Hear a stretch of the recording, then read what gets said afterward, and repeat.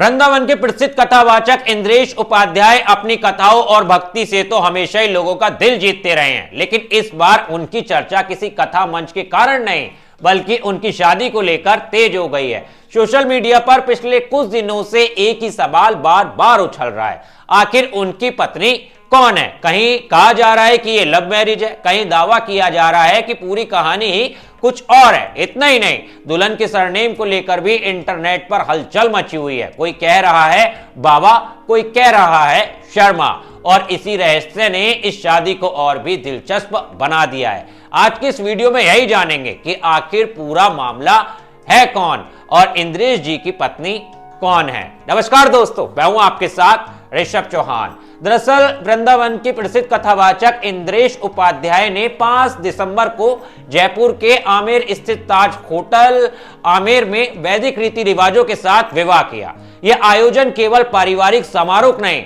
बल्कि धार्मिक और सामाजिक जगत में चर्चा का केंद्र बना रहा। देश भर से आए संत महंत और वरिष्ठ अतिथियों की उपस्थिति में यह शादी वैदिक मंत्रोच्चार के साथ संपन्न हुई। सुबह 10 बजे से दोपहर 1 बजे तक चले विवाह कार्यक्रम में धर्म, संस्कृति और परंपराओं का अद्भुत संगम दिखाई दिया। इंद्रेश उपाध्याय की दुल्हन शिप्रा मूल रूप से हरियाणा की रहने वाली बताई जाती हैं। वे एक सम्मानित और शिक्षित परिवार से आती हैं। उनके पिता हरियाणा पुलिस में डीएसपी के पद पर सेवाएं दे चुके हैं और वर्तमान में पूरा परिवार अमृतसर में निवास करता है। धार्मिक पृष्ठभूमि और परंपरागत मूल्यों में समान रुचि होने के कारण यह रिश्ता तय हुआ है, जिसे परिवार और अनुयायियों ने विशेष उत्साह के साथ स्वीकार किया है। यानी आप समझ लीजिए कि जो लोग ये दावा कर रहे थे कि ये प्रेम विवाह है, इसके बारे में तो जानकारी निकलकर पूरी तरह से सामने नहीं आई है, लेकिन हाँ, दोनों परिवार एक दूसरे को पहले से जानते थे,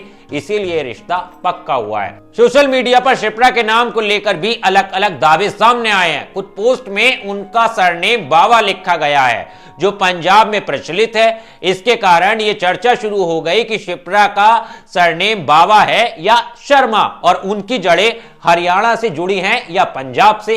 हालांकि परिवार की ओर से इस बारे में किसी आधिकारिक स्पष्टीकरण की जानकारी सामने नहीं आई है, लेकिन विवाह के बाद भी ये चर्चा लोगों के बीच में बनी हुई है और लोग अभी भी ये जानना चाहते हैं कि वो हरियाणा की मूल रूप से रहने वाली हैं या फिर पंजाब की। विवाह से पहले भी सभी पारंपरिक रस्में इंद्रेश उपाध्याय के वृंदावन स्थित रमन रेती आश्रम में पूरी की गई। हल्दी, मेहंदी, संगीत और अन्य रीति रिवाजों में भक्तों और परिजनों ने बढ़ चढ़कर हिस्सा लिया। निकासी के दौरान दूल्हा बने इंद्रेश व्हाइट शेरवानी, पारंपरिक पगड़ी और हाथ में चांदी की छड़ी लिए नजर आए।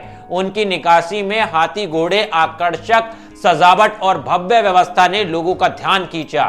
इन पलों की तस्वीर जब सोशल मीडिया पर अपलोड की गई तो काफी तेजी के साथ में वायरल होने लगी और लोग जो हैं शादी को लेकर तरह तरह के कयास लगाने लगे। तरह तरह की जो बातें थी वो भी कहने लगे। कुछ ने तो यहां तक कह दिया कि ये प्रेम विवाह है। और हाँ, इस शादी के अंदर सबसे मजेदार बात यह रही कि कुछ लोगों ने तो यहां तक दावा कर दिया कि इंद्रेश जी की जो पत्नी है वो आर्मी में काम करती हैं या फिर आर्मी ऑफिसर हैं। इस तरह के सोशल मीडिया पे दावे जो है वो देखने को मिले और कई तरह की चर्चाएं जो हैं उनको लेकर तेज हुई। लेकिन देखिए, जितनी भी जानकारी अभी तक निकलकर सामने आई है तो पहली तो यही कि ये लव मैरिज नहीं है, एक दो परिवारों का मिलन है। दोनों परिवार पहले से ही जानते थे। और दूसरा ये भी जानकारी निकल के सामने आई कि उनकी पत्नी जो है वो कोई आर्मी ऑफिसर नहीं है, यानी आर्मी वगैरह में वो काम नहीं करती हैं। खैर, इस वीडियो पर आपकी क्या राय है, आप क्या सोचते हो, आपके क्या विचार हैं इंद्रेश जी के बारे में, एक बार कमेंट करके जरूर जाना। इस शादी के बारे में आप क्या सोचते हो ये भी कमेंट करना मत भूलना। और अगर आपने इन शादी की तस्वीरें देखी हैं तो आपको इन तस्वीरों को देखने के बाद आपके मन में पहला विचार क्या आया, कमेंट करना मत भूलना। और देश और दुनिया की तमाम खबरों के लिए, खासकर क्राइम स्टोरीज के लिए, ट्रेंडिंग टॉपिक्स के लिए मेरे चैनल को सब्सक्राइब करना मत भूलना। मिलता हूं आपसे किसी और वीडियो में, तब तक के लिए धन्यवाद। जय हिंद।